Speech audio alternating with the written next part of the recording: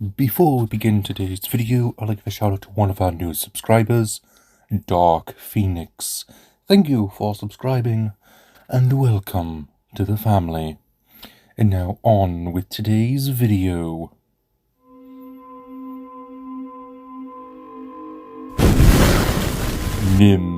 Pymplee.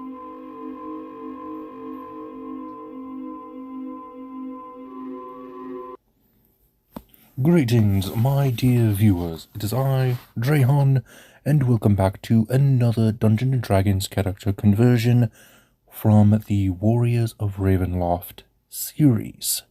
We are now on villain number 5, Pymplee, the first of the non-human villains. He is a goblin, a rather,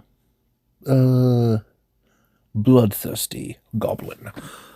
If I were to compare him to a gamer stereotype, it would be the murder hobo.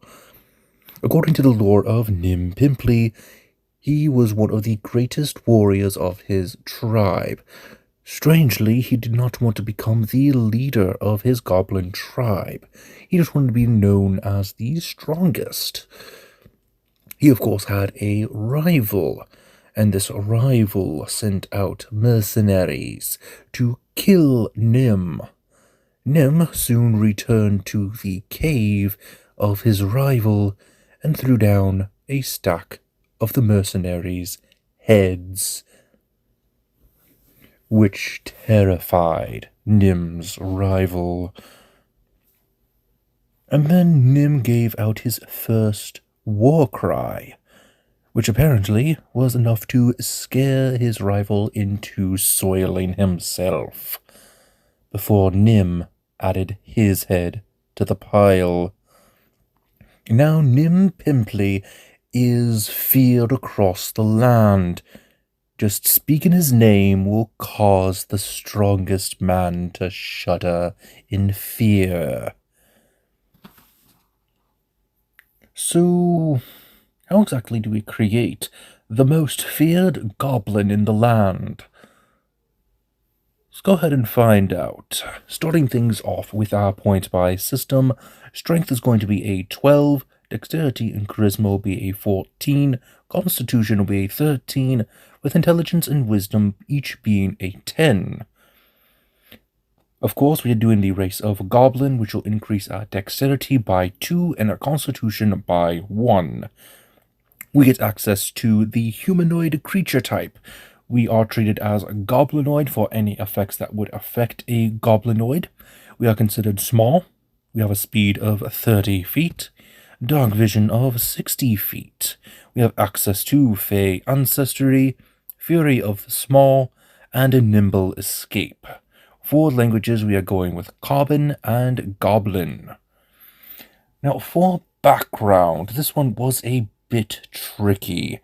We could simply go with a criminal background, but due to his name being so widespread and feared, I thought we would pick up an old background, one of my favorite homebrew backgrounds, in fact, the expropriated one from Compendium of True Evil.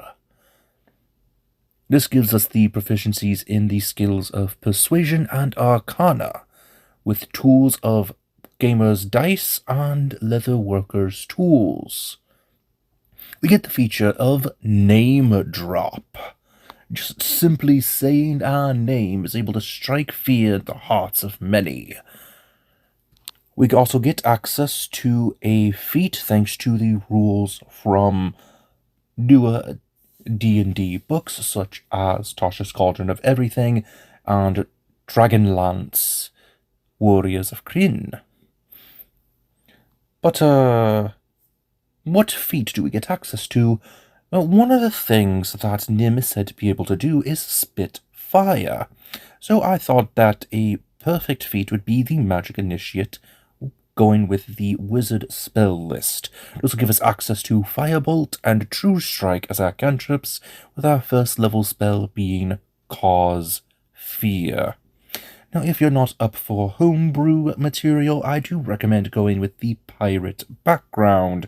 Even though technically Nim isn't really a pirate, it is the closest background that gives us the features we want to be able to cause fear just by simply saying our name.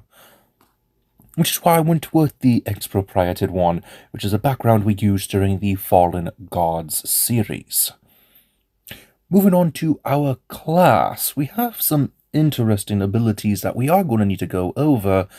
One being that Nim is supposedly be able to cause a whirlwind when he attacks. And, well, there's only one class that's let you become a living whirlwind, and that is the Ranger. Starting things off with our hit die of 1d10, starting hit points of 10 plus our Constitution modifier, and additional hit points equal to 1d10 plus our Constitution modifier per Ranger level after the first. For proficiencies, you get access to light armor, medium armor, and shields, simple weapons, martial weapons, saving throws in dexterity and strength, skills of athletics, perception, and stealth. If we were going with a baseline ranger, we would get favored enemy, giving us access to enemies of Goblin and just regular humans. But I decided to go with favored foe, as it does give us access to some more damage. We also get access to Deft Explorer, giving us access to Canny, expert skill in stealth, and languages of Orcish and Gnomish. Moving on to level 2 Ranger, we get access to spell casting using our Wisdom modifier and a fighting style. I decided to go with 2-weapon fighting, since he has those 2 cutlasses that have the spiked guards. Moving on to level 3, we'll get access to Primal Awareness, giving us access to the spell Speak with Animals. And we'll also go with the Ranger Conclave of the Hunter, giving us access to Hunter's Prey. I decided to go with Horde Breaker. Moving on to level 4, we're going with a feat. Go with Dual Wielder, which gives us a +1 to our AC, as long as we have a separate melee weapon in each hand. And we can use melee weapons that aren't light when we are dual wielding, and we can draw and stow 2 one-handed weapons when we would normally be able to draw or stow only 1. Moving on to level 5, we get the extra attack and primal awareness in Beast Sense. Moving on to level 6, Deft Explorer gets upgraded to give us access to roving. Next is level 7, which is where we start getting into more of these abilities that Nim is supposedly able to have. And one of these abilities is that while he does not wear any armor, he does have a tough hide, which provides moderate protection from his opponent's weapons. So I decided to go with multi-attack defense for defensive tactics, which gives us access to a +4 to our AC against any subsequent attacks made by target creature for the rest of the round. Hit us once, shame on you.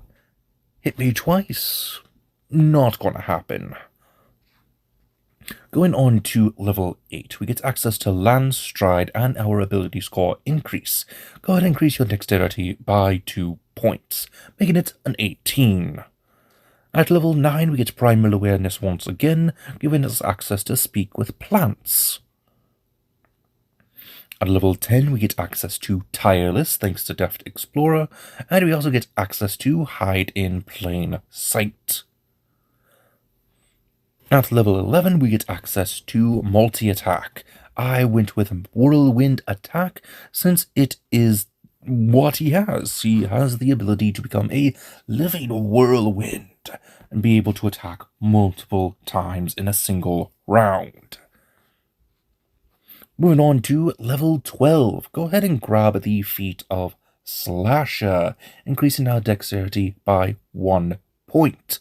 And if we score a critical hit on a slashing weapon, we leave a grievous wound, giving the target disadvantage on all attack rolls.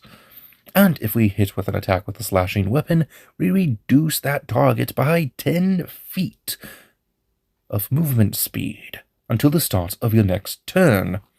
Seems adequate for our rather bloodthirsty goblin. Moving on to level 13, Primal Awareness now gives us access to Locate Creature. Level 14, we now have access to Vanish. Level 15, go with the Superior Hunter's Defense of Evasion. I would have gone with Uncanny Dodge, but I feel that Evasion is a lot more useful. Moving on to level 16, we get access to another feat.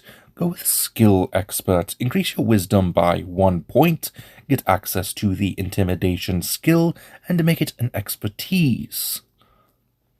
At level 17, Primal Awareness gives us access to Commune with Nature. Level 18, you get access to Feral Senses. Level 19, go ahead and round off your Dexterity and Wisdom, making them a 20 and a 12 respectively. And finally, at level 20 Ranger, we get access to Foe Slayer. Now, might be the end of the build, but it's not the end of the video, as I do have spells to go over, 11 spells to be more precise.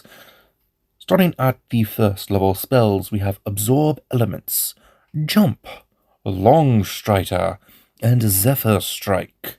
Second level, Bark Skin, Enhance Ability, and Pass Without Trace.